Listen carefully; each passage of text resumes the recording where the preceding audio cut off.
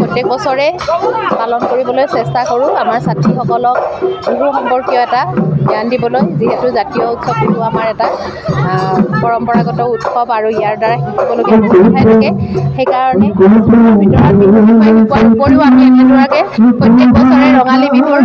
আগখনত বিহু আয়োজন কৰি আহিছোঁ এইবাৰো ঠিক একেদৰে আমি আয়োজন কৰিছোঁ আৰু ছাত্ৰীসকলক আনন্দ দিবলৈ চেষ্টা কৰিছোঁ আৰু লগতে এই বিহু যোগেদিয়ে আমি সমগ্ৰ অসমবাসী ৰাইজলৈ বিহুৰ শুভেচ্ছাও জনাইছোঁ। বিহুটো হয়ে মঙলদৈ নগৰৰ ঐতিহ্য আমাৰ বিদ্যালয়ৰ এটা আছে গতিকে সেই ঐতিহ্যটো যিমান পাৰোঁ আমি সকলো দিশৰ পৰা ধৰি ৰাখিবলৈ চেষ্টা চলাই আহিছোঁ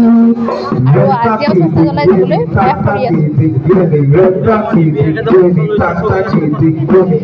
এই আমাৰ এই বিহুত মানে এই যিখন আমাৰ বিদ্যালয় এতিয়া আপোনালোকে সকলোৱে জানে আমাৰ বিদ্যালয়খন হৈছে এখন সকলো জাতি ধৰ্ম বৰ্ণ নিৰ্বিশেষে সকলোৱে অংশগ্ৰহণ কৰা এখন বিদ্যালয় গতিকে এই বিদ্যালয়খনত যেতিয়া আমি এনেকুৱা ধৰণৰ একোটা উৎসৱ পালন কৰোঁ তেতিয়া আমি দেখিবলৈ পাওঁ যে ইয়াত হিন্দু মুছলমান বা জৈন খ্ৰীষ্টান বড়ো সকলো কথা পাহৰি সকলোৱে একেধৰণে একে সাজ পিন্ধি একেধৰণে সেই উৎসৱত অংশগ্ৰহণ কৰে বা সেই আয়োজনত অংশগ্ৰহণ কৰে। আজিৰ এই বিহুৰ অনুষ্ঠানতো আমি দেখিবলৈ পাইছোঁ বিভিন্ন জাতি গোষ্ঠীৰ প্ৰত্যেকজনী ছাত্ৰীয়ে আহি ইয়াত কি কৰিছে অংশগ্ৰহণ কৰিছে গতিকে সেইটো আমাৰ এটা সফলতা বুলিও আমি ক'ব খোজোঁ। আদৰণি জনোৱাৰ এক প্ৰচেষ্টা হাতত লৈছোঁ আমি প্ৰত্যেক বছৰে এই ধৰণে বিদ্যালয়ৰ শিক্ষক শিক্ষয়িত্ৰী ছাত্ৰী সকলো কৰ্মচাৰী সকলোৱে মিলি গোসাঁইক আদৰাৰ উৎসৱ পালন কৰি আহিছোঁ। এই উৎসৱৰ ফলত আমাৰ মাজত আমি একতা বৃদ্ধি হোৱাৰ লগতে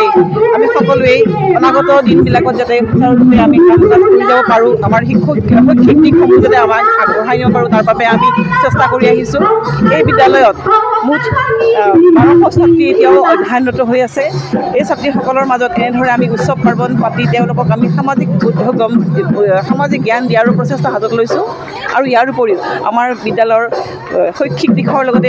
সহবিদ্যায়তনিক দিশসমূহতো আমি অতীজৰে পৰা গুৰুত্ব দি আহিছোঁ আৰু তাৰে এই এক প্ৰচেষ্টা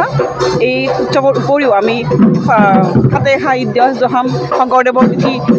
উন্নত কৰাৰ কাৰণে আমি প্ৰচেষ্টা হাতত লৈছোঁ আৰু আমি আগবাঢ়ি যাবলৈও সক্ষম হৈছোঁ। আপোনালোকে গম পাব যে মঙলদৈ চহৰৰ এই এখন নাৰী প্ৰাণ কেন্দ্ৰ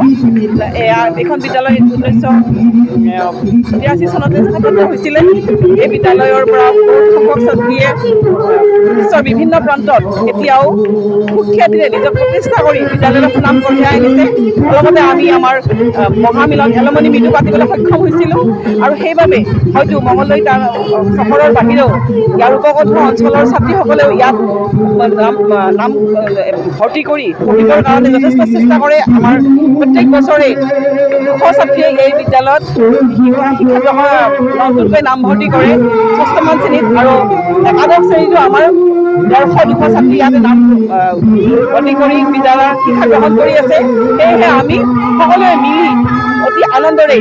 এনেদৰে আমি বিদ্যালয়ৰ নাম আগবঢ়াই নিয়াত